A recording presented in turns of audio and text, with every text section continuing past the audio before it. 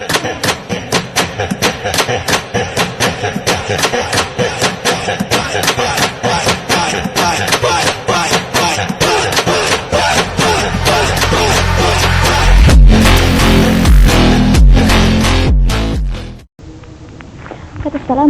warahmatullahi wabarakatuh.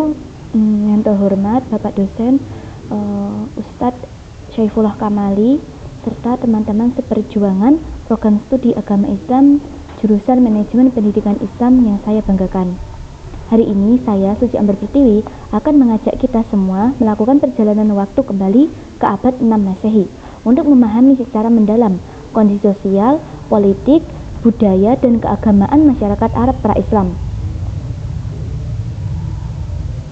Yaitu yang pertama adalah latar belakang masa pra-Islam.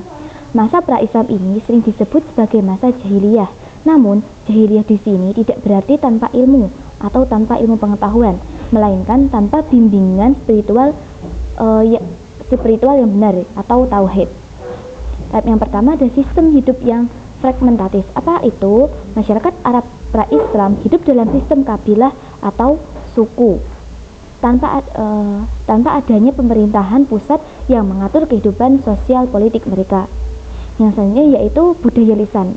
Budaya lisan sangat mendominasi dengan puisi dan syair menjadi medium utama ekspresi intelektual dan identitas tribal mereka. Yang selanjutnya yaitu transisi keberadaban.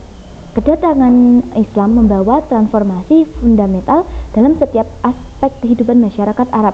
Islam mengubah struktur sosial yang tersegmentasi menjadi komunitas yang terpadu dan dari kepercayaan politeistik menjadi monoteistik murni, menciptakan peradaban baru yang beradab dan terorganisir. Rumusan masalah dan tujuan. Untuk memahami transformasi ini secara mendalam, kita akan fokus pada 4 aspek utama kehidupan masyarakat pra-Islam yang menjadi rumusan masalah kita. Yang pertama yaitu ada kondisi sosial masyarakat. Bagaimana struktur dan dinamika sosial masyarakat Arab pra-Islam terbentuk dan berkembang. Yang kedua yaitu sistem politik pra-Islam. Bagaimana sistem pemerintahan dan kekuasaan dijalankan tanpa struktur pusat yang terorganisir. Dan yang ketiga yaitu kebudayaan dan tradisi. Bagaimana kebudayaan, seni, sastra, dan tradisi berkembang dalam masyarakat Arab pra-Islam. Yang selanjutnya yaitu sistem keagamaan. Bagaimana kepercayaan, keagamaan, dan praktik ritual masyarakat Arab sebelum kedatangan Islam. Oke, langsung saja. Yang pertama yaitu ada kondisi sosial, struktur kabilah dan kehidupan masyarakat. Secara sosial, masyarakat saat itu diatur oleh sistem suku. Kita akan melihat 3 poin kunci. Yang di sini ada yang pertama, sistem kabilah tertutup. Masyarakat terorganisir dalam suku-suku independen dengan ikatan daerah yang sangat kuat. Setiap kabilah memiliki pemimpin sendiri yang disebut syaikh dan memiliki hukum adat tersendiri. Sayangnya menciptakan kelompok yang berpecah belah.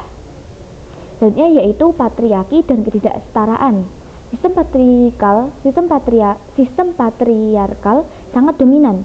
Perempuan tidak memiliki hak warisan, hak bersuara, atau hak keputusan dalam publik.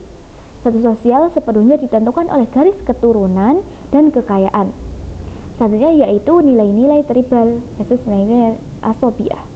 Mereka memang menjunjung tinggi nilai-nilai seperti keberanian, kehormatan, dan kemurahan hati. Namun, loyalitas kabilah yang berlebihan atau yang dikenal sebagai fanatisme tribal atau yang dikenal sebagai asobiah menjadi pemicu utama konflik dan pembunuhan antar suku. Selanjutnya yaitu kondisi politik, fragmentasi dan perang antar suku. Secara politik, kondisinya mencerminkan ketidakstabilan. Yang pertama, struktur politik terdesentralisasi, yaitu tidak ada pemerintah pusat yang mengatur seluruh jazirah Arab. Kekuasaan tersebar di antara berbagai kerajaan dan emirat lokal yang saling bersaing. Yaitu yang kedua ada kerajaan-kerajaan kecil, ada juga kerajaan besar di wilayah tertentu seperti Himyar di Yaman atau di Arab Selatan dan Hosan di Syam atau Arab Utara. Tetapi ratusan suku lainnya hidup sebagai entitas independen atau kelompok-kelompok kecil. Yang ketiga yaitu dampak destruktif. Dampaknya adalah perang antar suku atau Ayyam al-Arab yang terjadi berkali-kali mengakibatkan kerugian jiwa dan harta yang besar. Islam kemudian datang untuk menyatukan bangsa Arab di bawah kepemimpinan tunggal yang religius dan terorganisir. Selanjutnya yaitu kondisi budaya tinggi namun bertentangan dengan nilai spiritual. Yang pertama ada sastra dan puisi berkembang pesat. Bangsa Arab memiliki kemampuan bahasa dan sastra yang luar biasa. Festival Ukas atau Pasar Ukas menjadi ajang bergengsi bagi para penyair. Bahasa Arab mencapai kesempurnaan artistik bahkan sebelum turunnya Al-Quran. Yang selanjutnya yaitu kehidupan sosial ekonomi yang bermasalah. Perdagangan menjadi tulang punggung ekonomi, terutama di kota Mekah. Namun perkembangan ini disertai kebiasaan negatif seperti perjudian, minuman keras, dan perbuatan zina. Yang selanjutnya yaitu keajaiban bahasa Arab. Bahasa Arab memang mencapai puncak keindahan linguistik. Al-Quran diturunkan dalam bahasa Arab yang sempurna, yang secara langsung menjadi bukti keajaiban bahasa dan sekaligus tantangan bagi para kritikus. Yang selanjutnya yaitu kondisi keagamaan, politeisme, dan awal monoteisme. Aspek keagamaan adalah fondasi yang paling siap untuk diubah. Yang pertama yaitu penyembahan berhala atau sebagai mayoritas atau politeisme. Sebagian besar masyarakat Arab menyembah patung-patung berhala seperti Lata, Uzza, dan Manat yang jumlahnya mencapai ratusan di seluruh jazirah Arab, bahkan banyak pula di daerah atau di sekeliling Ka'bah. Yang selanjutnya yaitu minoritas penganut agama Samawi. Ada komunitas Yahudi dan Nasrani yang tersebar di berbagai wilayah Arab, mempertahankan iman monoteistik mereka di tengah mayoritas penyembahan berhala. Yang ketiga yaitu Hanif atau pencari tauhid.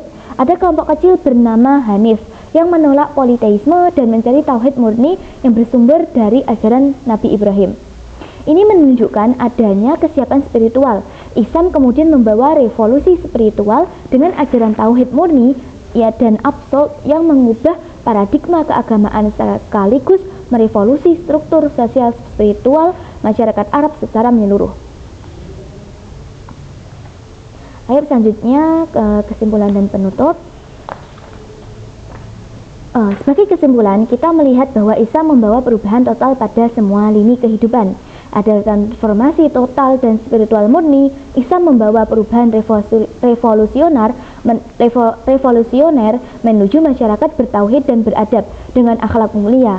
Politisme digantikan dengan tauhid murni, menciptakan fondasi peradaban Islam yang kuat. Selanjutnya yaitu politik bersatu. Pemerintahan pusat terorganisir menggantikan fragmentasi suku-suku yang saling berperang. Yaitu juga ada sosial adil. Kesenjangan sosial berkurang, perempuan mendapat hak dan kehormatan manusia terpulihkan dalam kerangka keislaman. Selanjutnya yaitu aspek budaya terangkat. Kebudayaan Arab yang tinggi tetap diakui dan dikembangkan dalam kerangka nilai-nilai Islam yang luhur. Dengan demikian kita melihat bahwa peradaban Islam muncul dari sebuah latar belakang yang kompleks, dan Islam adalah jawaban tuntas atas seluruh masalah politik, sosial, budaya, dan spiritual yang dialami masyarakat pra-Islam. Semoga pemahaman ini dapat menjadikan landasan kuat bagi kita dalam mempelajari sejarah peradaban dan pendidikan Islam selanjutnya. Terima kasih atas perhatiannya. Mohon maaf atas segala kekurangan. Wassalamualaikum warahmatullahi wabarakatuh.